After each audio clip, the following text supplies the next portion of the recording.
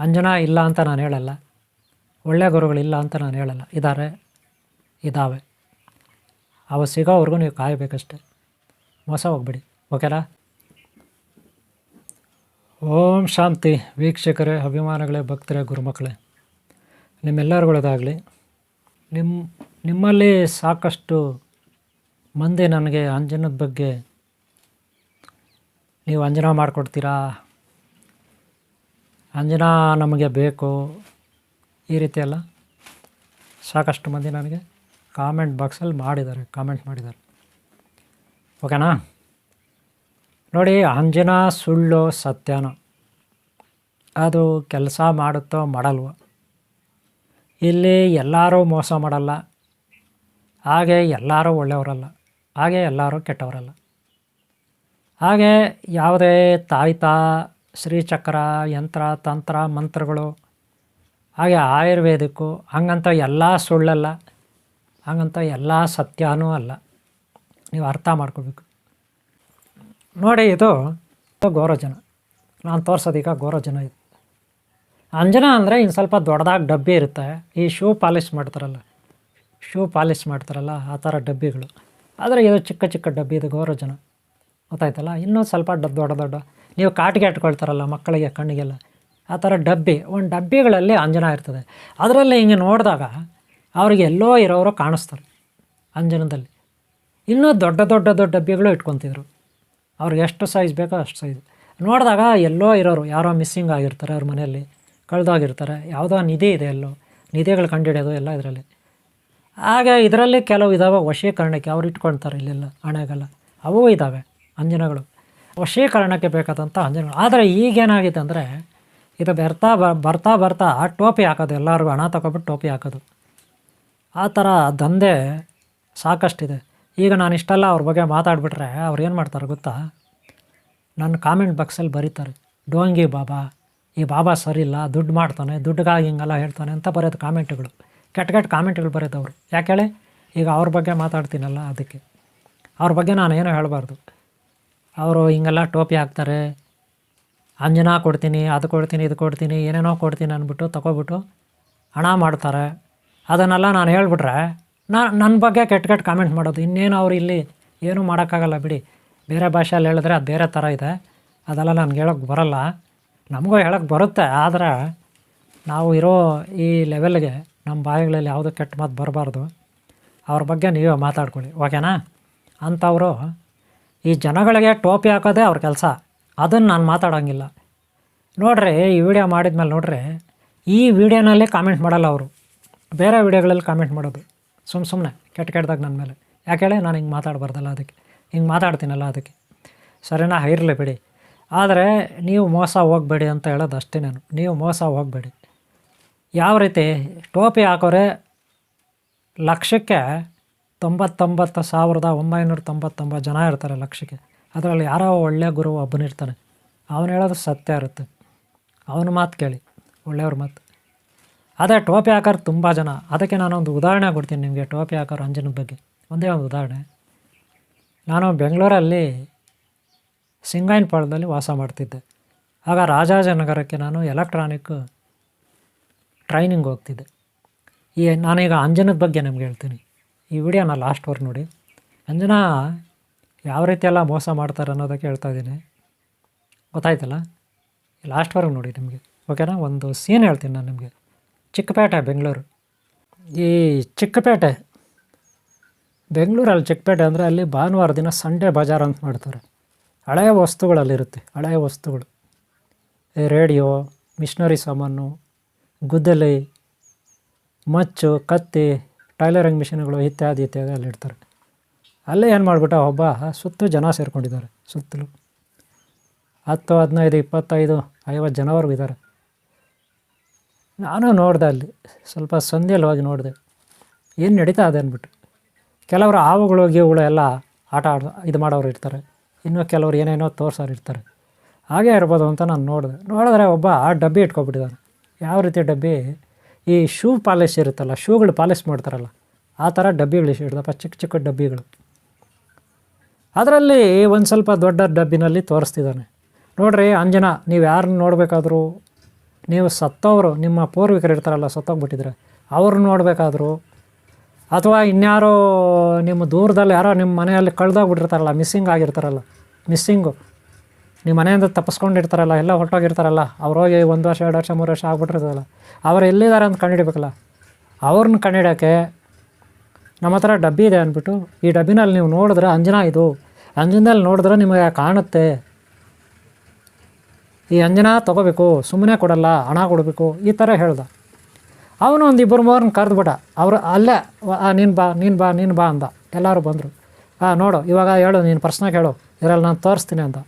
ಒಬ್ಬ ಕೇಳ್ದ, ಸ್ವಾಮಿ ನಮ್ಮ ತಮ್ಮ ತಪ್ಪಿಸ್ಕೊಬಿಟ್ಟಿದ್ದ, ನನ್ನ ತಮ್ಮ ಅವ್ನು ತಪ್ಪಿಸ್ಕೊಬಿಟ್ಟು 3 ವರ್ಷ ಆಗೋಯ್ತು, ಎಲ್ಲಿದಾನ ಗೊತ್ತಿಲ್ಲ, ಅವ್ನು ನೋಡ್ಬೇಕು ಸ್ವಾಮಿ ಅಂತ. ಸರಿ ಬಾ ಅಂತ ಹೇಳ್ಬಿಟ್ಟಿದೆ. ಅವನೇನೋ ಮಾಡಿ ಅವನಿಗೆ ಒಂದು ಟವಲ್ ಹಾಕ್ಬಿಟ್ಟ, ಹಂಗೆ ಬ್ಲ್ಯಾಕ್ ಕಲರ್ ಒಂದು ಟವಲ್ ಹಾಕ್ಬಿಟ್ಟು, ಬ್ಲ್ಯಾಕ್ ಕಲರ್ ಒಂದು ಏನೋ ಒಂದು ಸ್ಯಾಲ್ವೆ ಥರ ಇರುತ್ತೆ, ಬೆಡ್ಶೀಟ್ ಥರ ಹಾಕ್ಬಿಟ್ಟ. ಒಳಗಡೆ ಇದನ್ನು ತೋರಿಸ್ತಾ ಅಂಜನ. ಆಮೇಲೆ 1-2 ನಿಮಿಷ ಹಂಗೆ ಇದ್ರು. ಒಳಗಡೆ ಅದು ಏನು ಮಾಡ್ಕೊಂಡ್ರು ನಮಗೂ ಗೊತ್ತಿಲ್ಲ. ಆಮೇಲೆ ಎತ್ಬಿಟ್ರು ಟವಲು. ಎತ್ಬಿಟ್ಮೇಲೆ ಅವನೇನು ಮಾಡ್ತಾನೆ, ಓ ಸ್ವಾಮಿ ತುಂಬ ಉಪಕಾರ ಆಯ್ತು ಸ್ವಾಮಿ ಅಂತ ಕಾಲ್ಗೆ ಬೀಳ್ತಾನೆ. ಅವ್ನು ಕಾಲ್ಗೆ ಬಿದ್ದುಬಿಟ್ಟು ನಮಸ್ಕಾರ ಮಾಡ್ತಾನೆ. ಅವನು ಯಾರೋ ನೋಡಿದ್ನಲ್ಲ, ಅವನು ತೋರಿಸ್ದವನಿಗೆ ಅವ್ನು ನೋಡ್ದವ್ನು ನಮಸ್ಕಾರ ಮಾಡ್ತಾನೆ. ಸ್ವಾಮಿ ಎಷ್ಟಾಗುತ್ತೆ ಸ್ವಾಮಿ, ಕೊಡು ಸ್ವಾಮಿ, ನೀವು ಹೇಳೋದು ನಾವು ಇನ್ನೂ ಜಾಸ್ತಿ ಕೊಡ್ತೀನಿ ಸ್ವಾಮಿ ಅಂದ್ಬಿಟ್ಟು ಬರೀ 10 ರೂಪಾಯಿಗೆ ಒಂದು ಡಬ್ಬಿ ಕೊಡ್ತಾನೆ ಅವನು. ಎಷ್ಟೋ 10 ರೂಪಾಯಿಗೆ ಒಂದು ಡಬ್ಬಿ. ಇವನು ಕೊಟ್ಟೆ ಬಿಟ್ಟ ಒಂದು 20-30 ರೂಪಾಯಿ ಎಕ್ಸ್ಟ್ರಾ ತಗೊಬಿಟ್ಟ. ಸ್ವಾಮಿ ನಮ್ಮ ತಮ್ಮನ ತೋರಿಸ್ಬಿಟ್ರಲ್ಲ, ನೀವು ಎಲ್ಲೋ ಇದ್ದಾನಲ್ಲ ಸ್ವಾಮಿ, ನಮ್ಮ ತಮ್ಮನ್ನು ತೋರಿಸ್ಬಿಟ್ರಲ್ಲ, ಸ್ವಾಮಿ ನಾನು ಹೋಗಿ ಅವ್ನು ಹುಡ್ಕೊಂಬರ್ತೀನಿ ಅಂದ ಒಬ್ಬ. ಆ ಜಾಗದಲ್ಲಿದ್ದಾನಲ್ಲ, ಊರಲ್ಲಿದ್ದಾನಲ್ಲ, ಹೋಗಿ ಹುಡ್ಕೊಂಬರ್ತೀನಿ. ಚೆನ್ನೈಯಲ್ಲಿದ್ದಾನೆ ಅಂತ ತೋರಿಸ್ಬಿಟ್ರಲ್ಲ, ಅದು ಚೆನ್ನೈ ಹೇಳ್ದವನು ಮೆಡ್ರಾಸ್. ಹಂಗೆ ಹೇಳ್ಬಿಟ್ಟ. ನನಗೂ ಏನೋ ಒಂಥರ ಇಂಟ್ರೆಸ್ಟ್ ಆಯಿತು. ಓಹೋ ಹೆಂಗೆ ಗೊತ್ತಾಗ್ಬಿಡ್ತಿದ್ದು, ತುಂಬ ಆಶ್ಚರ್ಯ ಅಲ್ಲ, ಅದು ಏನು ಪವರ್ ಇರ್ಬೋದಿದು. ಹಾಗೆ ನಾನು ಅಂದ್ಕೊಂಡೆ. ಇನ್ನು ಜನ ಹೇಳ್ಬೇಕು, ಅಲ್ಲಿ ನೋಡ್ತಾ ಇರೋರು ಅವರು ಕೂಡ ಅಷ್ಟೇ ಪಾಪ, ಎಲ್ಲ ವಿಸ್ಮಯ, ಏನೋ ಒಂದು ಕಾಣಿಸ್ಬಿಡ್ದಲ್ಲ ಅಂಜನದಲ್ಲಿ ಅಂದ್ಬಿಟ್ಟು. ಇದು ಒಂದು ಕಥೆ ಆಯಿತು ಒಬ್ಬಂದು. ಅವನು ಪಾಡ್ಗೆ ಅವ್ರು ಹೋದ. ಇನ್ನೊಬ್ಬ ಬಂದ, ಅವನು ನೋಡ್ದ, ಅವನು ಏನೋ ಒಂದು ಕಥೆ ಹೇಳ್ದ.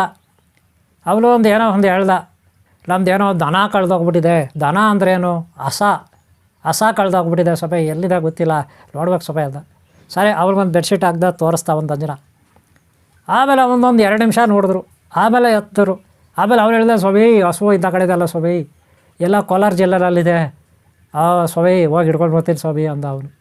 ಇಬ್ಬರು ಆಯಿತು. ಆಮೇಲೆ ಇನ್ನೊಬ್ಬ ಬಂದ.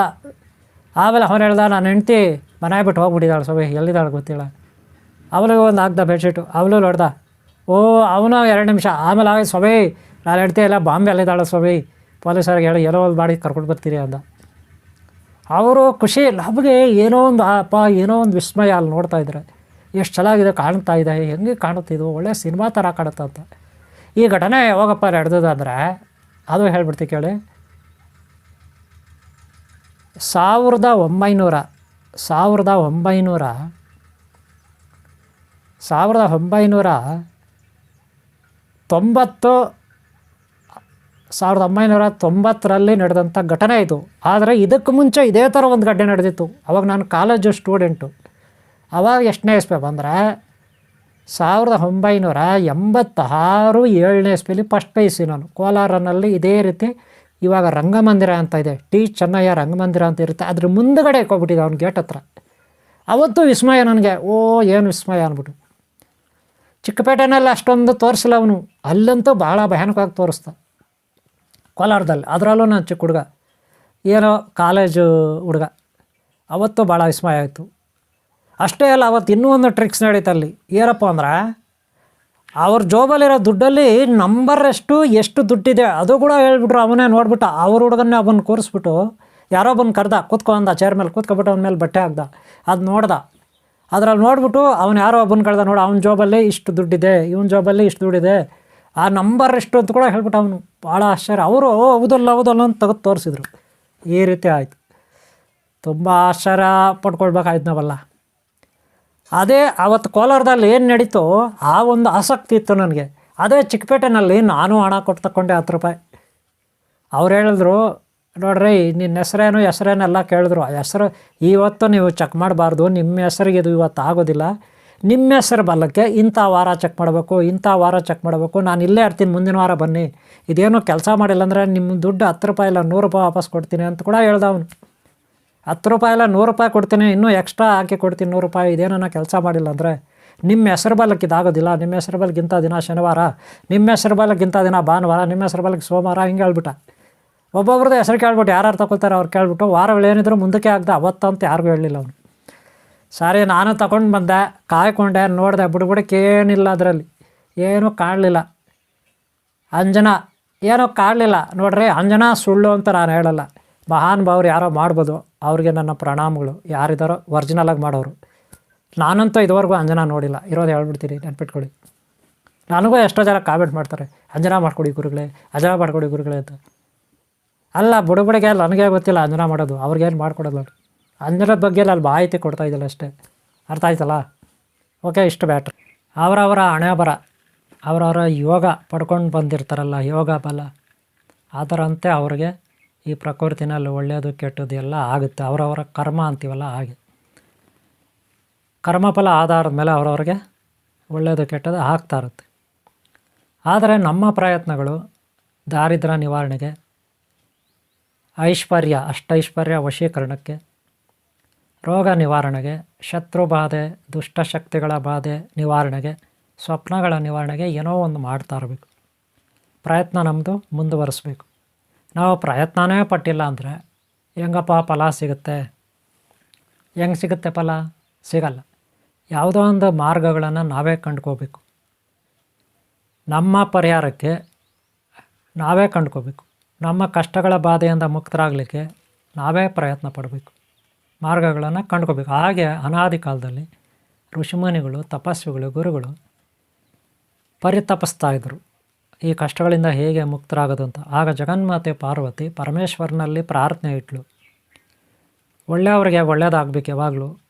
ಕೆಟ್ಟವರ ಮಧ್ಯದಲ್ಲಿ ಒಳ್ಳೆಯವರು ಸಿಕ್ಕಾಕೊಂಡಿದ್ದಾರೆ, ಒಳ್ಳೆಯವರು ನರಳ್ತಾ ಇದ್ದಾರೆ, ಒಳ್ಳೆಯವ್ರಿಗೆ ಕೆಟ್ಟವರು ಹಿಂಸೆ ಕೊಡ್ತಿದ್ದಾರೆ, ದುಷ್ಟಶಕ್ತಿಗಳ ಕಾಟ ಜಾಸ್ತಿ ಆಗಿದೆ, ಇದಕ್ಕೆ ಪರಿಹಾರ ಏನಾದರೂ ನೀನು ಮಾಡಿಕೊಡಬೇಕು ಅಂತ ಜಗನ್ಮಾತೆ ಪಾರ್ವತಿ ಪರಮೇಶ್ವರನಲ್ಲಿ ಬೇಡ್ಕೊಂಡ್ಳು. ನೀವು ಕೇಳಿರ್ಬೋದು ಅಮರನಾಥ ಲಿಂಗೇಶ್ವರ, ಅಮರನಾಥೇಶ್ವರ, ಅಮರನಾಥ್ ಯಾತ್ರೆ ಅಂತ ಕೇಳಿರ್ತೀರ. ಅಮರನಾಥ್ ಜ್ಯೋತಿರ್ಲಿಂಗ. ಆ ಜ್ಯೋತಿರ್ಲಿಂಗ ಆಗೋಕ್ಕೆ ಕಾರಣ ಇದೆ. ಜಗನ್ಮಾತೆ ಪಾರ್ವತಿಗೆ ಆ ಜಾಗದಲ್ಲಿ ಪರಮೇಶ್ವರನು ಈ ಯಂತ್ರ ತಂತ್ರ ಮಂತ್ರ, ಈ ಅಂಜನ ಸಿಂಧೂರುಗಳು, ನಾಗಸಿಂಧೂರ, ಅಷ್ಟ ಅಶ್ವಗಂಧ ಇತ್ಯಾದಿ ಇತ್ಯಾದಿ ಆಯುರ್ವೇದಿಕ್, ಹಾಗೆ ಆತ್ಮಜ್ಞಾನ, ಹಾಗೆ ವೇದಾಂತ ಜ್ಞಾನ, ವೇದಾಂತ ಪಂಚೀಕರಣದ ಜ್ಞಾನ, ಆತ್ಮ ಸಾಕ್ಷಾತ್ಕಾರಕ್ಕೆ ಏನು ಬೇಕು ಅದನ್ನು, ಹಾಗೆ ಯೋಗ ಸಾಧನೆಗಳನ್ನು, ಮಂತ್ರಸಿದ್ಧಿಗಳನ್ನು, ಇವುಗಳೆಲ್ಲವನ್ನೂ ಪರಮೇಶ್ವರನು ಪಾರ್ವತಿಗೆ ಹೇಳ್ಕೊಟ್ಟ. ಗೊತ್ತಾಯ್ತಲ್ಲ? ಅದೊಂದು ದೊಡ್ಡ ಕಥೆ ಇದೆ. ಅನಂತರ ಪಾರ್ವತಿ ಹಾಗೆ ಅಲ್ಲಿ ಕೆಲವು ಋಷಿಮುನಿಗಳು ಈ ಜಗತ್ತಿಗೆ ವಂಶ ಪಾರಂಪರವಾಗಿ ತಮ್ಮ ಶಿಷ್ಯರಿಗೆ ದೀಕ್ಷೆ ಕೊಟ್ಟು ಎಲ್ಲ ಕಲಿಸ್ಕೊಟ್ರು. ಅದು ಪ್ರಾಮಾಣಿಕವಾಗಿ ಪ್ರಾರಂಭದಲ್ಲಿತ್ತು. ಪ್ರಾರಂಭದಲ್ಲಿ ಎಲ್ಲರೂ ನ್ಯಾಯ ನೀತಿ ಸತ್ಯ ಧರ್ಮನ ಪಾಲನೆ ಮಾಡ್ತಿದ್ರು. ಅನಂತರ ಬರ್ತಾ ಬರ್ತಾ ಅದೇನಾಯಿತು, ಬೋಕಸ್ ಆಗೋಯ್ತು. ಇವಾಗಲೂ ಎಲ್ಲೋ ಮಹಾತ್ಮರು ಒಬ್ಬೊಬ್ಬರು ಅದರ ಬಗ್ಗೆ ಮಾಡ್ಬೋದು. ಆದರೆ ಸದ್ಯಕ್ಕೆ ನಾನು ಅಂಜನಾ ಮಾಡ್ತಾಯಿಲ್ಲ. ಅಂಜನಾ ಇದುವರೆಗೂ ನಾನು ಮಾಡಿಲ್ಲ, ಆ ವಿದ್ಯೆನೂ ನನಗೆ ಗೊತ್ತಿಲ್ಲ. ಆದರೆ ಜ್ಞಾನ ಗೊತ್ತು. ಅಂಜನಾ ಅಂದರೆ ಏನು? ಹಳೆಯ ಕಾಲದಲ್ಲಿ ಮಾಂತ್ರಿಕರು ಎಲ್ಲೋ ಪಾತಾಳ ಭೈರವಿ ಸಿನಿಮಾ ನೋಡಿರ್ಬೋದು ನೀವು, ಅಥವಾ ಇನ್ನೂ ಕೆಲವು ತೆಲುಗು ಸಿನಿಮಾಗಳು, ಹಿಂದಿ ಸಿನಿಮಾಗಳು, ಕನ್ನಡ ಸಿನಿಮಾಗಳಿದ್ದಾವೆ. ಈ ಮಾಂತ್ರಿಕರು ಕನ್ನಡಿ ಇಟ್ಟಿರ್ತಾರೆ. ಕನ್ನಡಿ ನಿಮ್ಮ ಮನೆಗಳಲ್ಲಿ ಕನ್ನಡಿ ಇರುತ್ತಲ್ಲ, ಆ ರೀತಿ ಕನ್ನಡಿ, ಅದನ್ನು ದೂರದರ್ಶಕ ದರ್ಪಣ ಅಂತಾರೆ. ಏನು ದೂರದರ್ಶಕ ದರ್ಪಣ ಅಂದರೆ, ಆ ಮಾಂತ್ರಿಕರು ಒಂದು ಮಂತ್ರ ಹಾಕಿ ಎಲ್ಲೋ ಇರೋರನ್ನ, ಎಲ್ಲೋ ಯಾರೋ ಇದ್ದಾರೆ ರಾಜಕುಮಾರಿಯರು, ರಾಜಕುಮಾರರು, ಅಥವಾ ಇವ್ರಿಗೆ ಬೇಕಾದವರು ಬ್ಯಾಡ್ದವರು, ಇಲ್ಲ ಯಾವುದೋ ಗಿಡಮೂಲಿಕೆನೋ, ಯಾವುದೋ ನಿಧಿನೋ, ಐಶ್ವರ್ಯನೋ, ಯಾವುದೋ ನಿಧಿಗಳಿರ್ತಾವಲ್ಲ, ಐಶ್ವರ್ಯಗಳು, ಪ್ರಾಣಿಗಳು, ಯಾವುದೋ ಒಂದು ಶಕ್ತಿಯನ್ನು ನೋಡ್ಬೇಕಾದ್ರೆ ಅವರು ಈ ಕನ್ನಡಿಯಲ್ಲಿ ನೋಡ್ತಿದ್ರು. ಅವ್ರ ಹತ್ರ ದೂರದರ್ಶಕ ದರ್ಪಣ ಅಂತ ಹೆಸರು ಅದಕ್ಕೆ. ದೂರದರ್ಶಕ ದರ್ಪಣ ನೀವು ಟಿ ವಿನಲ್ಲಿ ನೋಡ್ತೀರಲ್ಲ, ಈಗ ಟಿ ವಿಗಳು ಬಂದಿರೋದು, ಆವಾಗ ಅದೇ ಇದ್ದಿದ್ದು ದರ್ಪಣ. ಆ ದರ್ಪಣ ಅಂದರೆ ಕನ್ನಡಿ. ಆ ದೂರದರ್ಶಕ ಕನ್ನಡಿನಲ್ಲಿ ಮಂತ್ರವಾದಿಗಳು, ಕೆಲವು ಸಿದ್ಧ ಪುರುಷರು, ದಿವ್ಯಜ್ಞಾನ ಅವರೆಲ್ಲೋ ಇರೋದನ್ನು ಇಲ್ಲಿ ನೋಡ್ತಿದ್ರು ಅವರು. ಇದು ಒಂದು ಟೈಪು. ಇನ್ನೂ ಕೆಲವರು ಅದೇ ಕನ್ನಡಿನಲ್ಲೇ ಪ್ರವೇಶ ಮಾಡಿಬಿಡ್ತಿದ್ರು, ಒಳಗಡೆ ಹೊರಟೋಗ್ತಿದ್ರು. ಕನ್ನಡಿ ಒಳಗೆ ಹೋಗ್ಬಿಟ್ರೆ ವಿತಿನ್ ಸೆಕೆಂಡಲ್ಲಿ 10,000, 15,000, 20,000, 106 ಕಿಲೋಮೀಟ್ರ್ ದೂರದಲ್ಲಿ ಹೊರಟೋಗ್ತಿದ್ರು ಅವರು. ಆದರೆ ನಾವಿವತ್ತು ಪ್ಲೇನಲ್ಲಿ, ರಾಕೆಟಲ್ಲಿ, ಸ್ಪೇಸ್ಶಿಪ್ಪಲ್ಲಿ ಹೋಗಬೇಕು. ಆದರೆ ಅವರು ಬರೀ ಕನ್ನಡಿ ಒಳಗೆ ಹೊರಟೋಗ್ತಿದ್ರು, ಒಳಗಡೆ ನುಗ್ಗಿಬಿಡ್ತಿದ್ರು ಕನ್ನಡಿ ಒಳಗೆ. ಅವರು ನುಗ್ಗಿದ ತಕ್ಷಣ ಅಮೇರಿಕಾದಲ್ಲಿ ಇರ್ತಿದ್ರು, ನುಗ್ಗಿದ ತಕ್ಷಣ ರಷ್ಯಾದಲ್ಲಿ ಇರ್ತಿದ್ರು, ನುಗ್ಗಿದ ತಕ್ಷಣ ಆ ಕನ್ನಡಿಯಲ್ಲಿ ಹೋಗಿದ ತಕ್ಷಣ ಚೈನಾದಲ್ಲಿ ಇರ್ತಿದ್ರು, ಆಸ್ಟ್ರೇಲಿಯಾನಲ್ಲಿ ಇರ್ತಿದ್ರು, ಆಫ್ರಿಕಾದಲ್ಲಿ ಇರ್ತಿದ್ರು. ಹೀಗೆ ಎಲ್ಲಿಗೆ ಬೇಕಾದ್ರೂ ಯಾವ ಗ್ರಹಕ್ಕೆ ಬೇಕಾದ್ರೂ ಹೊರಟೋಗ್ತಿದ್ರು ಅವರು. ಅಷ್ಟು ಶಕ್ತಿ ಅವ್ರಿಗಿತ್ತು. ಮತ್ತು ಇಮಿಡಿಯೇಟ್ಲಿ ವಾಪಸ್ ಬರ್ತಿದ್ರು ಕನ್ನಡಿಯಿಂದ ಆಚೆ. ಆ ರೀತಿ ಎಲ್ಲ ಆವಾಗ ಶಕ್ತಿ ಇತ್ತು. ಹಾಗೆ ಅಂಜನ ಅಂದರೆ ಏನೋ ಒಂದು ಡಬ್ಬಿ, ಚಿಕ್ಕ ಡಬ್ಬಿಗಳು. ಅಂಜನ ಅಂದ್ರೇನು ಚಿಕ್ಕ ಡಬ್ಬಿಗಳು. ವೀಕ್ಷಕರೇ, ಭಕ್ತರೇ, ಅಭಿಮಾನಿಗಳೇ, ಗುರುಮಕ್ಕಳೇ, ನಾನು ನಿಮ್ಗೆ ಹೇಳೋದಿಷ್ಟೇ. ಇಲ್ಲಿ ಪಾಪ ಮಾಡಿದವರು ಕರ್ಮ ರಿಟರ್ನ್ ಆಗೇ ಆಗುತ್ತೆ ಅವ್ರಿಗೆ, ಯಾವುದೋ ಒಂದು ರೂಪದಲ್ಲಿ. ಹಿಂಗೆ ಅಲ್ಲ, ಯಾವುದೋ ಒಂದು ರೂಪದಲ್ಲಿ ಅವ್ರಿಗೆಲ್ಲ ಒಂದು ಸಮಯ ಬರುತ್ತೆ. ಆದರೆ ಅಲ್ಲಿವರೆಗೂ ಅವ್ರು ಬಲಾಡ್ರೆ. ಈಗ ಅವ್ರು ಬಲಾಡ್ರೆ, ನಾವು ದುರ್ಬಲರೆ ಹಂಗೆ ತಿಳ್ಕೊಬೇಕು ನಾವು. ಬೇರೆ ದಾರಿ ಇಲ್ಲ. ಅವ್ರು ಹೆಂಗನ ಕಾಮೆಂಟ್ಗಳು ನನ್ನ ಬಗ್ಗೆ ಮಾಡಿಕೊಳ್ಳಿ, ಅದ್ರ ಬಗ್ಗೆ ನಾನು ಯೋಚನೆ ಮಾಡಲ್ಲ. ನನ್ನ ಕರ್ತವ್ಯ ನಾನು ಮಾಡ್ತೀನಿ. ಮೋಸ ಹೋಗಬೇಡಿ ನೀವು. ಒಳ್ಳೆಯ ಗುರುಗಳಿಗೆ ಶರಣಾಗತರಾಗಿ, ಒಳ್ಳೆಯ ಗುರುಗಳಿಗೆ ಮರ್ಯಾದೆ ಕೊಡಿ, ಅದು ನಿಮ್ಮನ್ನು ಕಾಪಾಡುತ್ತೆ. ಈ ವಿಡಿಯೋಲ್ಲಿ ಮುಗಿಸ್ತಾ ಇದ್ದೀನಿ. ಅಂಜನಾ ಇಲ್ಲ ಅಂತ ನಾನು ಹೇಳಲ್ಲ, ಒಳ್ಳೆಯ ಗುರುಗಳಿಲ್ಲ ಅಂತ ನಾನು ಹೇಳಲ್ಲ. ಇದ್ದಾವೆ. ಅವು ಸಿಗೋವರೆಗೂ ನೀವು ಕಾಯಬೇಕಷ್ಟೆ. ಮೋಸ ಹೋಗ್ಬೇಡಿ. ಓಕೆನಾ? ಒಳ್ಳೆಯದಾಗಲಿ ನಿಮಗೆ, ಒಳ್ಳೆಯದಾಗಲಿ. ಈ ವಿಡಿಯೋ ಎಷ್ಟಾದ್ರೂ ಒಂದು ಲೈಕ್ ಮಾಡಿ. ಹಾಗೆ ಹಿಂದಿನ ಭಾಗಗಳು ನೋಡಿ, ಹಾಗೆ ಮುಂದಿನ ಭಾಗಗಳು ನೋಡಿ. ನಿಮ್ಮೆಲ್ಲರಿಗೂ ಒಳ್ಳೆಯದಾಗಲಿ. ಓಂ ಶಾಂತಿ, ಓಂ ಶಾಂತಿ, ಓಂ ಶಾಂತಿ. ಒಂದು ಲೈಕ್ ಮಾಡೋದು ಮರಿಬೇಡಿ. ಸಬ್ಸ್ಕ್ರೈಬ್ ಆಗಲ್ಲ ಅಂದರೆ ಹಾಕ್ಕೊಳ್ಳಿ. ಓಕೆನಾ? ಒಳ್ಳೆಯದಾಗಲಿ ನಿಮಗೆ. ಓಂ ಶಾಂತಿ, ಓಂ ಶಾಂತಿ, ಓಂ ಶಾಂತಿ.